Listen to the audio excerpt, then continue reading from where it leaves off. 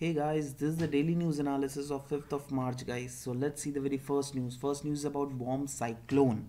It is a winter cyclone which has recently slammed the northeastern coast of northeastern region of, in fact, United States of America.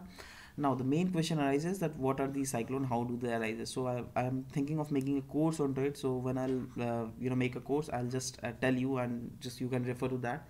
Anyways, for now, just read your geography book. How does the cyclone actually generates? But still, here I'll just give you a brief introduction about this winter storm. See, winter storm basically happens just because of the reason that cold air mass and warm air mass when it collides, right? So this is the picture in where this is the cold air mass and this is a warm this is a warm air, sorry, cold, yeah, this is a cold and this is warm air mass. Now since warm is that is much lighter, so this cold air mass gets subsided inside it, and just because of the reason that due to the Coriolis force, there is movement of air, so it also, I mean, gradually, the movement becomes like this, right? And it, intensity increases, due to which it just converted into a winter cyclone, right?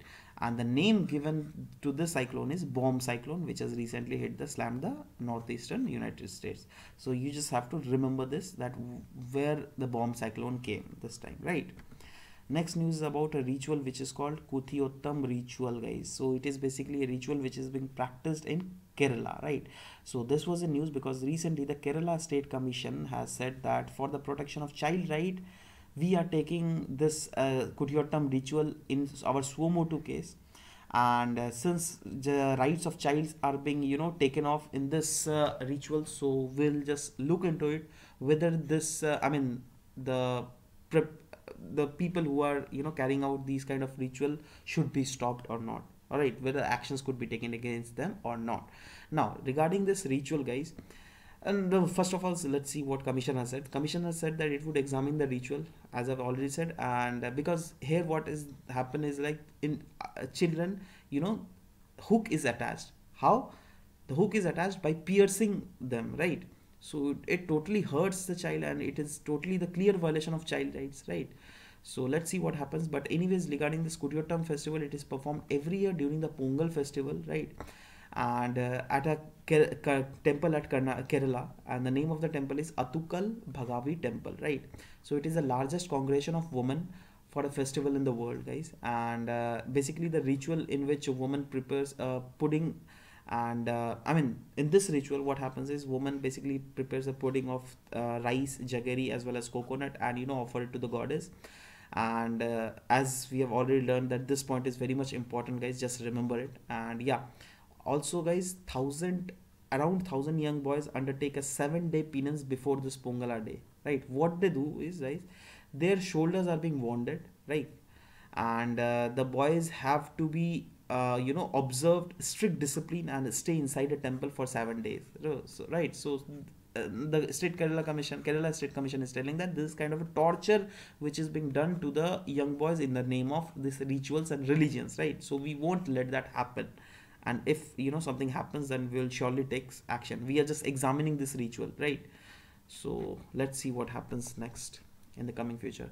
Next news is about a social security scheme, guys, and this scheme is proposed by the Labor Ministry, and Labor Ministry has proposed basically a comprehensive social security scheme in which the retirement, health, old age, disability, unemployment, as well as maternity benefit is proposed to be given to around 50 crore workers in our country, right? So it is being said, and it is, since it is a proposal phase, so these statements what I'm going to tell you, these will not be authoritative as of now. Means as of now you can just get a glimpse of that what is this all about, but these are not the authoritative things, right? When this is in a proposal phase as of now. When it will be implemented finally, then we'll discuss it. But again, still we'll discuss it now also. So it is being said that it will be implemented in 3 phases over the coming 10 years, after which the government hopes to make it universal, right? Now the government wholly finance the cost of the people below poverty line. I mean, the poverty line people, below poverty line people will be wholly financed by the government after the 10 years, when this will become universal, right? And the first phase will see all workers getting the bare minimum facilities like health security and retirement benefit. In the second stage, basically, Unemployment benefits will also be given, and third phase, welfare measures which might further be added, that will be added, right? And implementation would be regulated and monitored by an overreaching authority, and that name of the authority will be National Social Security Council, which will be chaired by the Prime Minister, as well as the different other members will be Finance Minister, Health Minister, Chief Minister of all the states. Now, why was the need of this kind of scheme, universalizing this kind of social security scheme in India? Just because of the reason that India has total workforce which stand around 500 million, and a little over 10% of this is in organized sector, and rest of them are in unorganized sector, right? So it is indeed a very much important step what the government has taken, right? So, and we should applaud them.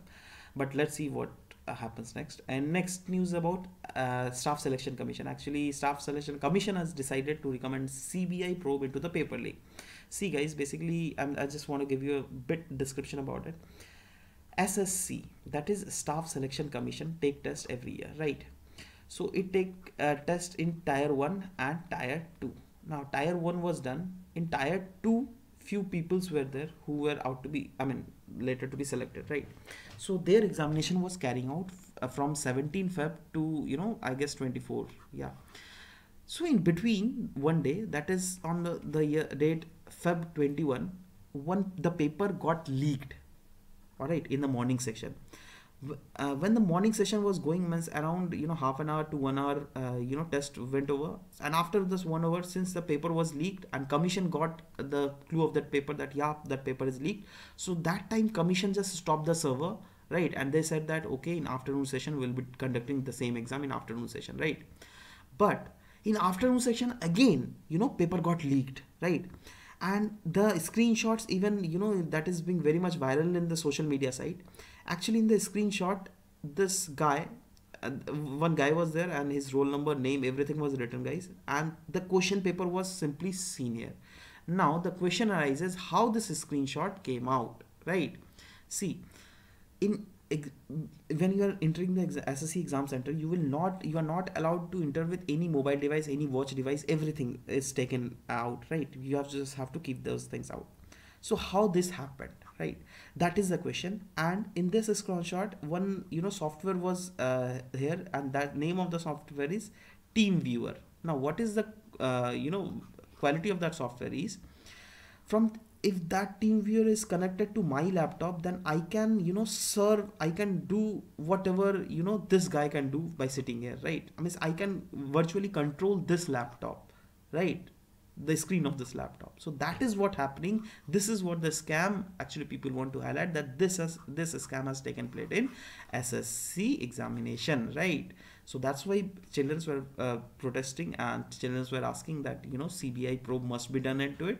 And we want CBI probe not only in this February 21 exam, but on all the exams, that is from 17 to all the examinations, all the tier 2 examinations, right?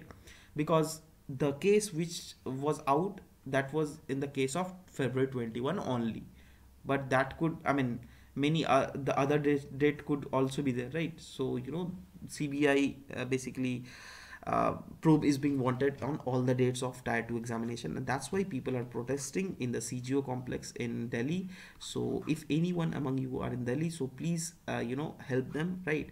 And recently the news is the commission has decided that the commission will put a CBI inquiry on the paper leaks of the dated February 21 only, right? But the students are asking that we want everyday CBI probe, right? So anyways, let's see what happens next. Next news about a report which is called Global Status Report 2017, and this is a report which is being published by United Nations Environment Program, that is UNEP, right? Now, basically the aim is the report of what it highlights, basically it highlights towards a zero emission, efficient, resilient building and construction sector, right?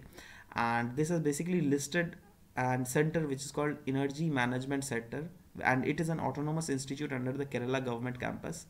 And this has been enlisted as one of the recent achievement in the development of key technologies for energy efficiency in buildings, right? So guys, this was, this is the basically main gist of the news. And now let's see that this energy management center, what it does, right? So it basically, what it has done in this zero emission, efficient and resilient building and construction sector. So basically the campus of EMC uses daylight control, CFC free heating, ventilation and cooling system, and along with halogen free firefighting system in their buildings, right? As well as, guys, in their buildings, solar reflectance index coating is also provided, so that the coating and in the building which reflects the solar rays to a greater extent, right?